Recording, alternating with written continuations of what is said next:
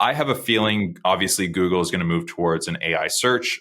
And what does that mean for content marketers? What does that mean for people who have spent all this time writing all these articles to get them ranked, and you get all this traffic to now I'm just going to get my answer like this and I'm just going to roll with it? Yep. Well, the first part of what you said was basically like, what about this AI use case for creating content, and is it detectable? I think that's fascinating. I think there's probably three main use cases for AI as a content marketer. One is idea generation. Two is actually creating content drafts and outlines and briefs. And then the third is using AI to analyze your data and find insights.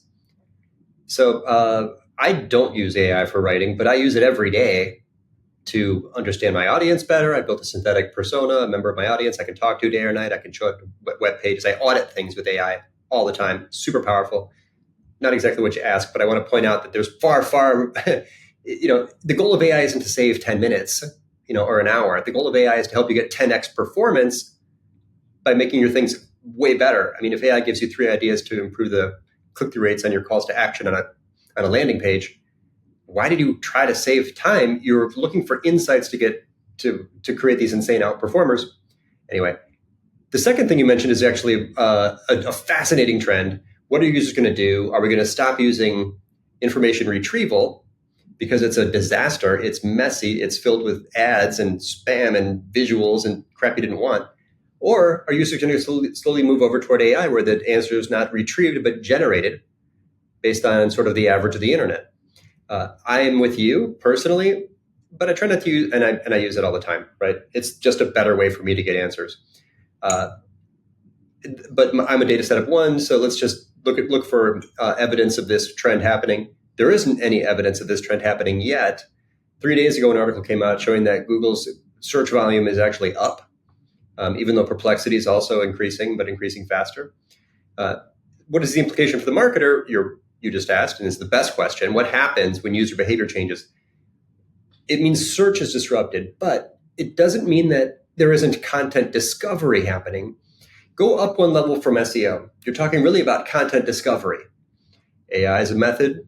Google's a method. Great.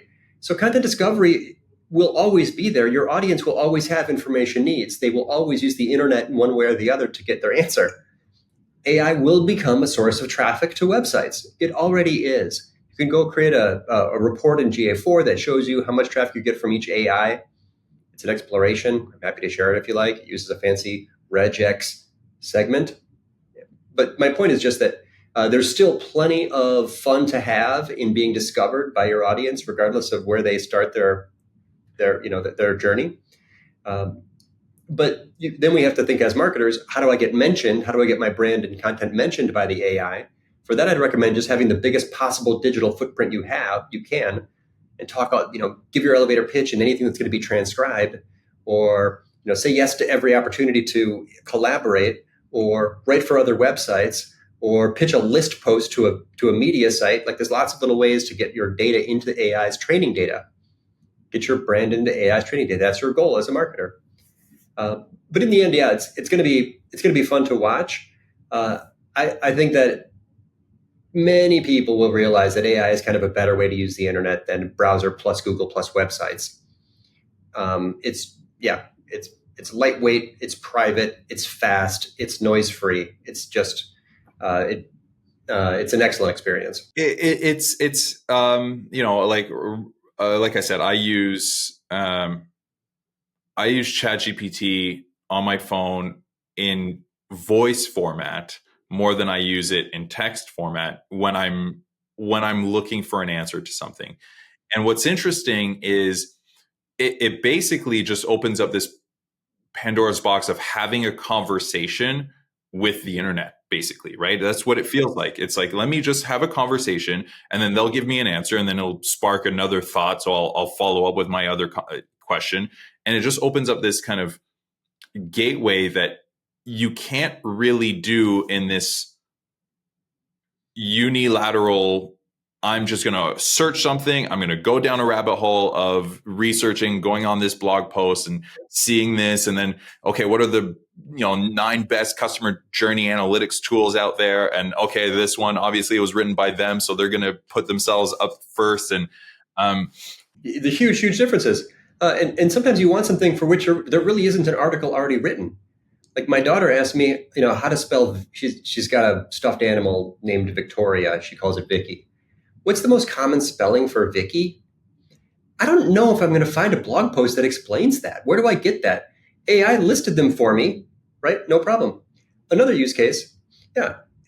My mom's she's pitching the city of Evanston to open a new park, a women's history park. It's an awesome idea. She's going to get this done. It's amazing. But AI can help, right?